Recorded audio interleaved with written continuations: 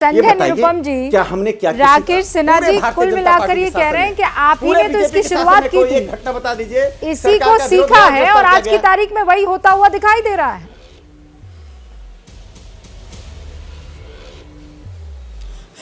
ऐसा है, पंडित जवाहरलाल नेहरू से इन लोगों को विशेष ऑब्सेशन, इसलिए कुछ एक ऐसे अपवाद स्वरूप की घटनाएं हैं, उन घटनाओं को लेकर के अक्सर नेहरू का जो चरित्र नहीं था उसके ऊपर ये लोग हमले करते रहते। नेहरू जी एक बहुत बड़े डेमोक्रेट थे। नेहरू जी आलोचनाओं को सुनने के लिए लालायित रहते थे। कई बार वो खुद अपनी आलोचना नाम बदल के कर दिया करते थे, फेक नेम से करते थे, घोस्ट नेम से आर्टिकल लिखते थे अपने खिलाफ। और वो कभी भी उन्होंने आरएसएस या उस समय के जो जनसंघ के लोग थे उनके खिलाफ कोई बहुत कार्रवाई करने का आग्रह नहीं रखते थे। कई बार ऐसा हुआ कि उनको लगा कि ये व्यक्ति मेरा विरोधी है, फिर भी उसके साथ जुड़ के जीते थे।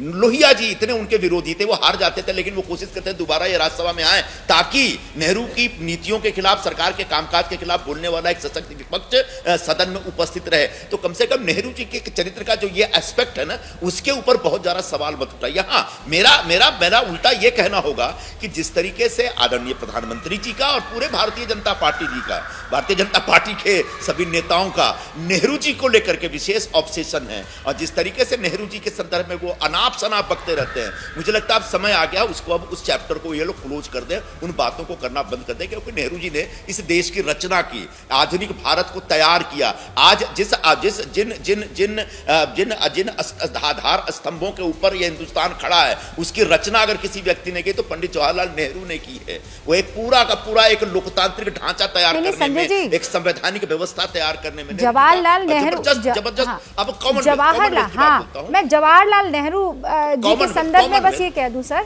देश उनसे बहुत मोहब्बत करता है। वो देश के प्रधानमंत्री रहे हैं, राजनीतिक रस्साकशी चलती रहे, बयानबाजी चलती रहे, लेकिन उनका जो योगदान है और बाकी तमाम प्रधानमंत्रियों का जो योगदान है उसको कोई भी खारिज नहीं कर सकता है। इसमें स्टैंड सबका क्लियर है। लेकिन आपने उसका जवाब नहीं दिया है कि मजरू सुल्तानपुरी को गिरफ्तार तो किसने किया था, वो किस टाइम पर हुआ था। आप कह रहे हैं अनाप शनाप बका जा रहा है, लेकिन वो तो फैक्ट यहां पर कोट कर रहे हैं कि उनको जब कॉमनवेल्थ का दास कहा गया तो मजरू सुल्तानपुरी को गिरफ्तार कर लिया, जैसे आज पवन खेड़ा को गिरफ्तार किया है। ऐसा है कॉमनवेल्थ में भारत को शामिल होना चाहिए कि नहीं होना चाहिए, उस दौर का एक बड़ा प्रश्न था, और उस प्रश्न को बहुत ही सही ढंग से समझते हुए पंडित जवाहरलाल नेहरू ने निर्णय लिया कि दुनिया के 60 देशों का जो ये कॉमनवेल्थ मंडल, राष्ट्रमंडल है, जहां पर अंग्रेजों की कभी सत्ता रही है, ब्रिटिश सत्ता रही है, उस ग्रुप में, उस समूह में भारत को भी शामिल होना चाहिए। इससे आने वाले दिनों में भारत को लाभ होगा, और यही वजह है कि आज भी भारत राष्ट्रमंडल देशों का एक हिस्सा है, कॉमनवेल्थ देशों का एक। जैसे ही घड़ी का काटा दोपहर 2:30 पे आए, बबीता जी का दिल सास बहू साजिश के लिए मचल जाए, और ये है इनकी बहू। पूरे दिन ऑफिस की टेंशन हो जाए गॉन जब ये करें अपना फेवरेट शो फ्री टाइम पे ऑन। इनकी तरह आप भी देखें अपना फेवरेट शो अपने टाइम पर, और डाउनलोड कीजिए एबीपी लाइव ऐप अपने स्मार्ट टीवी पर।